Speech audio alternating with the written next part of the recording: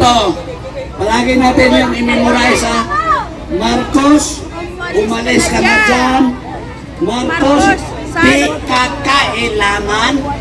Marcos, salot ka ng bayan. Ayan, madali lang, di ba? Madali lang, masaya na magpapalis sa isang bangag na presidente. Marcos, salot ka ng bayan. Oh, malis ka na dyan. Balat ka! Marcos, alis dyan. Yes! Marcos, alis dyan. Di ka kailangan, salot ka ng bayan. Umalis ka na dyan, umalis ka na dyan. Umalis ka na dyan. Marcos, balat ka ng bayan. Marcos, salot ka ng bayan. Oh, alis na, now na. Alis dyan. Di ka kailangan, salot ka ng bayan. Marcos, umalis ka na dyan. Marcos, sigaw. Marcos, salot ka ng bayan. Oh, umalis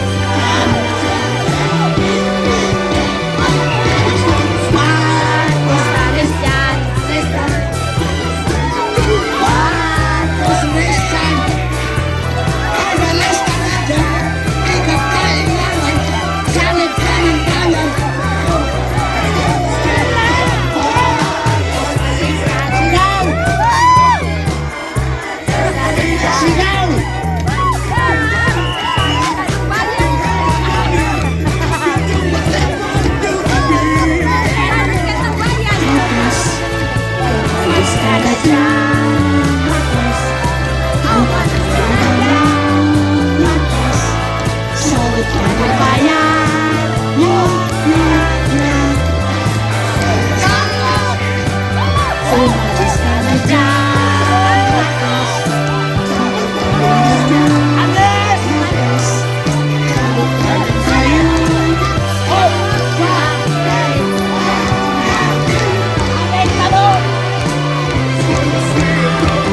Marcos, alis dyan.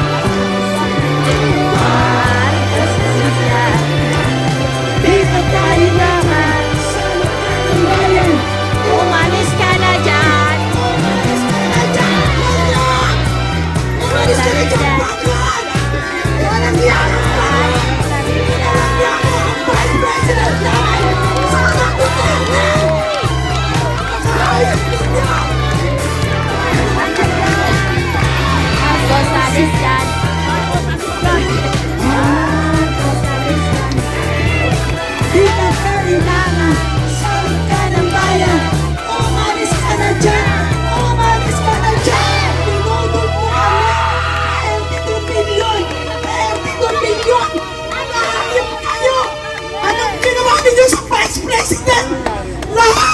Ipinamibing ang tatay ninyo!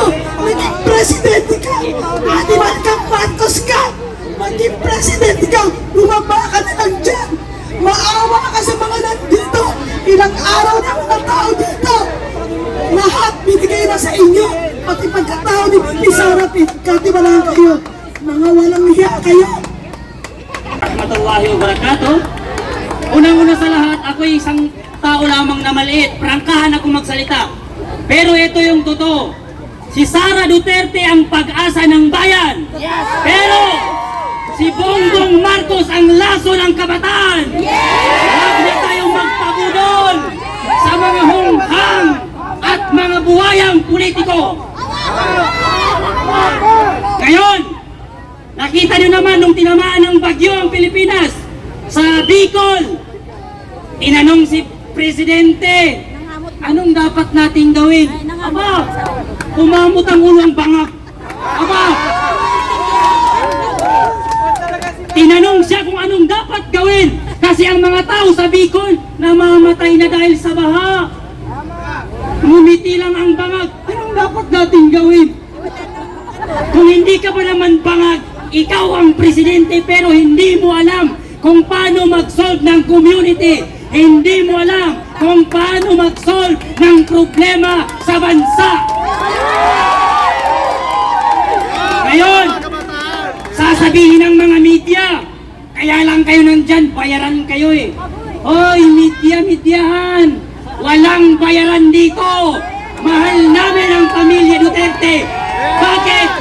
Ayaw namin ang adik, kaya mahal namin si Duterte. Duterte, maganda siya magpatakbo ng lugar at ng ating bansa. Noong panahon ni Duterte, napakaganda pumunta ng ibang bansa, ipagyabang na isa kang Pilipino.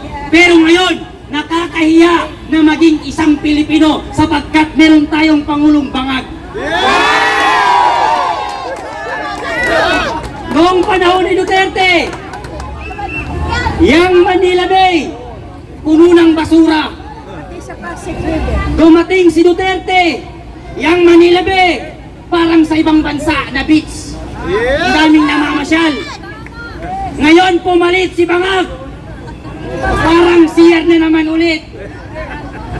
Panahon ni Duterte, ang mga adik nagsitaguan. Ngayon bumalik ang adik na naman na presidente, lahat ng adik bumalik na naman. Nangampanya si Bongbong Marcos, anong sabi niya?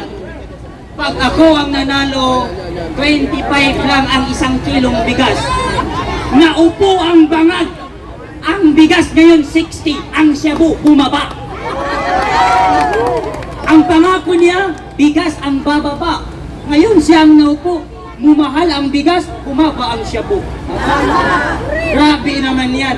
Ngayon, tignan nyo naman, ang mga binoto nating Senado na mga alagad ni Presidente Marcos Bangag Jr. Kung makaimbestiga sila kay Sara Duterte, nung humihingi si Sara Duterte ng pondo, abay si Ira Hontiveros, yung si Risa Hontiveros, kung makaimbestiga, akala mo naman anghel. Eh ikaw ang tanungin namin ni Risa Hontiveros, yung kinurakot mo, yung ninakaw mo, na 90 billion sa PhilHealth, saan mo pinunta? Tapos kung makaimbestiga ka, akala mo malinis ka? Isa kang crocodile na malaki. Tapos yang si Tambaluslos naman, Martin Lumuales na parang elepante. Yang laki ng tiyan mo, bawasan mo bago ka magpresidente. Wala niyang uupo sa inyo, kaya lang kayo naupo sa Senado at sa presidente dahil sa kay Sara Duterte. Kung hindi lang kayo dumikit kay Sara Duterte, kahit kagawad hindi niyo makuha. Oo, wala kayong makukuha, wala kayong utang na loob. Yang tatay ni Marcos na si Ferdinand Marcos, ilang presidente ang dumaan, namatay ang tatay mo, hindi nila nailibing kasi ayaw ng taong bayan. Dumating si Duterte sa pagkapangulo, ipinalibing ang tatay mong bangag ka. Ngayon, ikaw ay dumikit kay Sara Duterte, nanalo ka dahil sa kawalang hiyan mo at wala kang utang na loob. Nung naupo ka, tinraidor mo ang pamilya Duterte. Ngayon, lahat ng anti-Duterte, alam nyo na ang meaning yan. Ibig sabihin, adik yan. Pag ang tao galit sa kay Duterte, adik yan. Pag ang Senado galit kay Duterte, adik yan. Pag ang mga congressman sa representative ng House Committee galit kay Duterte, adik din yan. Kaya lahat ng galit kay Duterte, ayaw kay Duterte, matik na yan, adik yan lahat, pati ang kanilang Pangulo. Diba? Kaya ito ang sigawan namin. Lahat kaming nandito, galing sa iba't ibang panig sulok ng Pilipinas. Isa lamang ang sigaw namin, Marcos Demonyo! Kung mag-resign ka na, huwag kang magpa-under sa asawa mong parang zombie kung maglakad.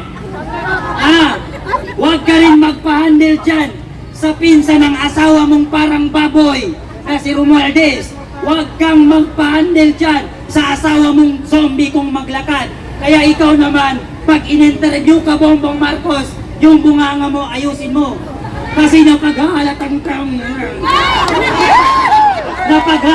kang adik. Kasi pag in-interview ka, ngayon, Ipapapatay niyo pa ang aming mahal na Vice Presidente? Nagkakamali kayo dyan. Kahit ialis niyo pa ang mga bodyguard, ang sundalo ng Moro ay handang mag-bodyguard at sumuporta sa kay Duterte at sa anak niya. Kaming mga Muslim, handa kaming magpakamatay para sa pamilya ni Duterte. Dahil dyan, mag-resign na kayong lahat dahil wala kaming mapapala sa inyo. Puro kayo bangag, puro kayo adik, puro kayo bobo. Bobo, malaking bobo, hindi small. Big bobo. Okay. Resign na Marcos.